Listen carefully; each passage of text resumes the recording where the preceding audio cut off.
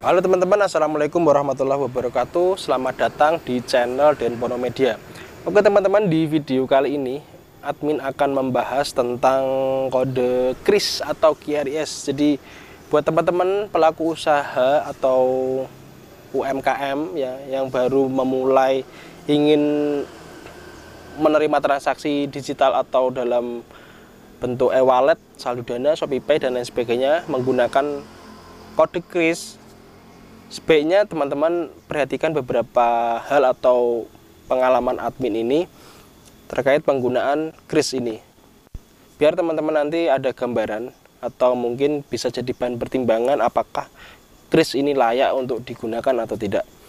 Jadi layanan KRIS ini kan sebenarnya bukan hal baru ya teman-teman, memang sudah lama dan sangat menguntungkan. Kenapa bisa menguntungkan? Karena kita bisa menerima semua pembayaran dari aplikasi digital atau e-wallet, bahkan perbankan sekalipun, tanpa ada biaya tambahan lain-lain gitu. Bagi pelanggan nggak mengeluarkan biaya sama sekali gitu. Tapi bagi kita sebagai pelaku usaha yang menerima pembayaran lewat KRIS itu ada beberapa poin-poin yang seharusnya teman-teman perhatikan. Jadi metode pembayaran KRIS ini kita bisa sebagai pelaku usaha kita bisa membuatnya di berbagai macam platform. Misalnya kita bisa melakukan pendaftaran KRIS melalui bank, itu bisa. Misalnya kalau di BCA itu lewat BCA Merchant, BRI itu juga ada sendiri. Kemudian ada juga aplikasi e-wallet yang memberikan layanan KRIS, misalnya itu di Mitra Bukalapak itu juga bisa, kemudian Mitra Tokopedia, kemudian ada juga aplikasi Sultan Pay, Dana Bisnis, kemudian Topindo dan lain sebagainya. Ada banyak teman-teman.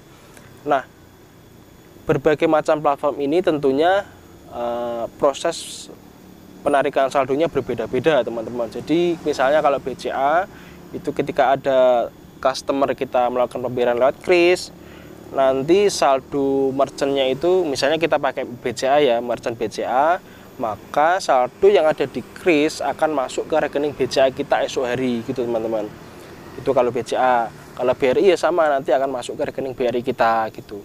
Kemudian kalau misalnya kita daftar lewat Dana Bisnis, berarti itu saldo yang dibayarkan oleh customer akan masuk ke Dana Bisnis. Dari merchant Dana Bisnis ini kita ada dua opsi, mau ditarik ke saldo dana atau ke rekening bank yang atas nama kita sendiri gitu teman-teman. Dan proses penarikannya ini sesuai dengan kebijakan dari aplikasi tempat kita membayar, taruh dana yaitu tadi, BCA yaitu tadi gitu. Nah biasanya prosesnya itu H+1 baru bisa ditarik gitu teman-teman, biasanya ya. Kemudian selanjutnya ada yang namanya biaya MDR. Jadi ketika ada pembayaran misalnya 10.000, nanti kita terima kita sebagai pelaku usaha itu nggak terima 10.000, tapi ada potongan 0,7% gitu teman-teman. Tapi ini nggak semua sih, ada beberapa aplikasi yang nggak ada potongan. Misalnya kalau di BCA itu nggak ada.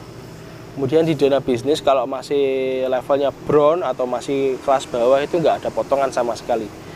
Itu adalah potongan yang harus teman-teman perhatikan dan perhitungkan. Jadi misalnya kalau teman-teman jualan dengan harga misalnya 20.000 itu untuk pembayaran cash secara langsung, maka kalau menerima pembayaran lewat KRIS sebaiknya teman-teman up harganya ya, jangan disamakan seperti pembayaran cash. Misalnya kalau KRIS itu bisa dijual dengan harga misalnya 20.000 itu bisa dijual dengan harga 21.000 atau 20.500, pokoknya di up lah atau di up 0,7% gitu untuk berjaga-jaga apabila ada potongan 0,7% gitu teman-teman. Nah selanjutnya untuk yang sangat penting untuk diperhatikan adalah apabila terjadi error. Ketika error itu kita akan mengalami yang namanya customer itu melakukan pembayaran itu sudah masuk tapi di merchant KRIS itu tidak masuk. Dan ketika itu sudah terjadi, kita harus melakukan komplain ke tempat kita membuka KRIS. Kalau BCA ya lewat Halo BCA gitu, kalau Dana ya lewat Dana. Begitupun si customer ini juga harus menghubungi ke tempat dia membayar. Misalnya customer ini membayar lewat aplikasi ShopeePay, berarti dia harus komplain ke Shopee terkait pembayarannya ini. Dan bukti-bukti ini jangan sampai hilang teman-teman. Dan yang perlu diperhatikan, apabila ada customer melakukan pembayaran melalui kris, apabila pembayarannya belum kita terima, itu jangan diberikan dulu barangnya teman-teman, tapi kita tahan dulu gitu teman-teman. Nah, selama admin menggunakan kris ini, yang paling menjadi kendala adalah ketika terjadi gangguan.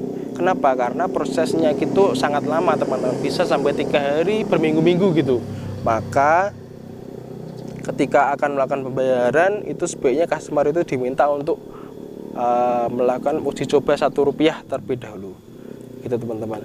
Tapi proses pembayarannya ini dari aplikasi tertentu saja yang biasanya error. Kalau admin rasakan itu yang paling sering error adalah dari Isaku, dari Indomaret itu ya teman-teman. Jadi kalau Isaku itu admin biasanya kalau ada orang bayar, tak minta dulu untuk coba Rp1 karena dia itu sering error pending gitu ya.